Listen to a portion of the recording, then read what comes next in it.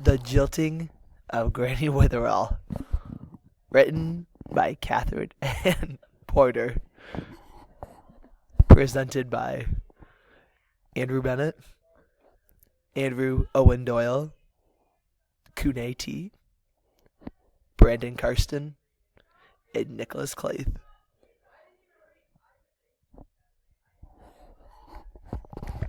Plot summary. Granny Weatherall has a checkup from her doctor, who she thinks is way too young to be a doctor and thinks he doesn't know what he is talking about. Granny tells the doctor how she fought off all these different diseases. Granny thinks that she is totally fine. She slowly starts to lose her mind as the story goes on.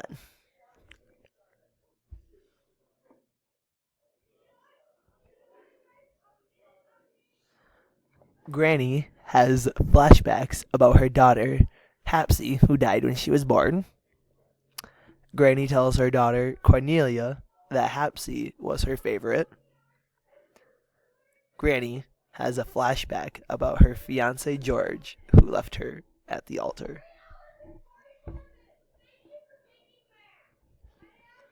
Plot summary continued. Finally, when Granny is about to die, she imagines a very peaceful scene with birds singing, trees, and Father Connolly saying stuff in Latin. When she realizes that she is dying, she feels that she is not ready. She tells Cornelia that she is not ready to go yet, and she keeps looking for a sign from God, but doesn't find one. Granny is worried that she won't find Hapsy. She finally dies in the end, and nothing got better for her.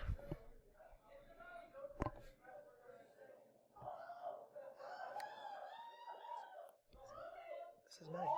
I have this now. Conflict and resolution. Conflict. Granny has always felt jilted in her life. Examples are that her favorite daughter died. George, the man she loved, left her at the altar. Resolution. Granny dies in the end and does not find her happiness.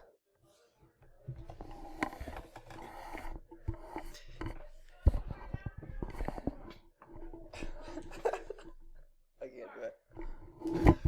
Internal characterization. Granny Weatherall has some struggles with her emotions and staying in the present. At the end, she realizes all her life she was thinking she would die with some of the answers to questions, but she realizes she won't have those answers. External characterization. So, Granny Weatherall, she is very old. She has wrinkly skin. She wears glasses. And she's 80 years old.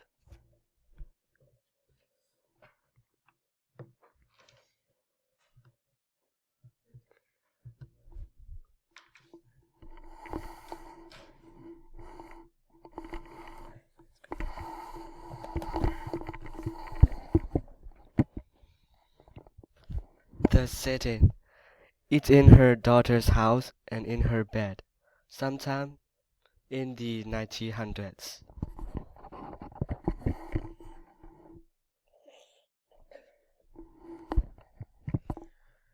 The purpose of the setting. Granny is at her daughter Cornelia's house in the bed the whole time. She is in the bed because she is dying and cannot leave. The setting is put in the house so when she looks at various things in the room, it triggers memories and has flashbacks about different things. Most of the story is based in her mind when she has flashbacks. The point of view. The point of view in this story is third person limited because it doesn't use I and doesn't show the thoughts of other people and is limited to Granny Weatherall. The purpose of the point of view. The point of view shows that the story is directed around her because it doesn't show the thoughts of anyone else but hers. Theme. The theme of the story is mortality. During the course of Granny's life, nothing good happened to her. Her daughter Hapsy died when she was born. George jilted her at the altar. When death is getting closer, she believes her life may get better, but in the end, she is about to die, and she is not ready to, because she feels she has been jilted her entire life.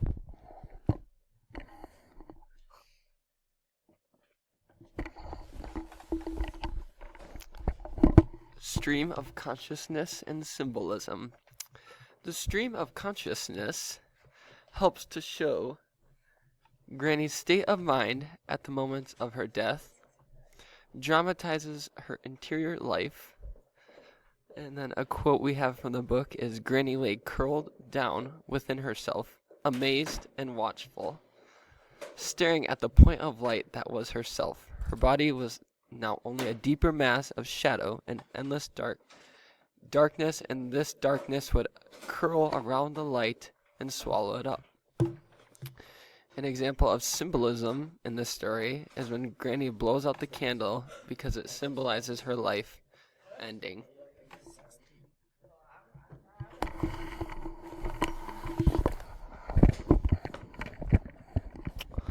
Author information. Catherine Ann Porter lived from 1890 to 1980. She was more popular with critics and her fellow writers than with the public.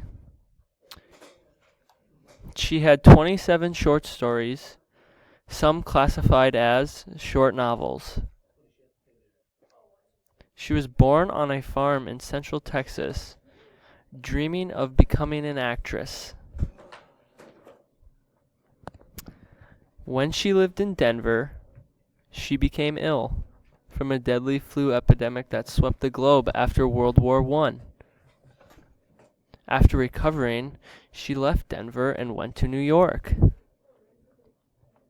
She traveled a lot from 1920s to the 1930s, including going to Mexico, Bermuda, Germany, Switzerland, and France.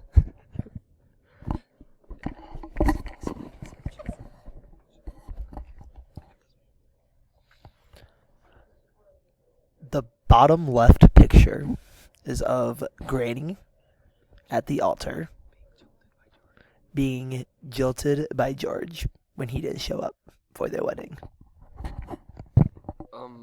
The top right picture is of Granny.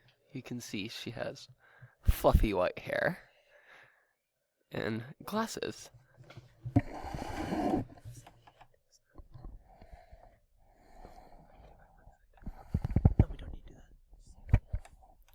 The end.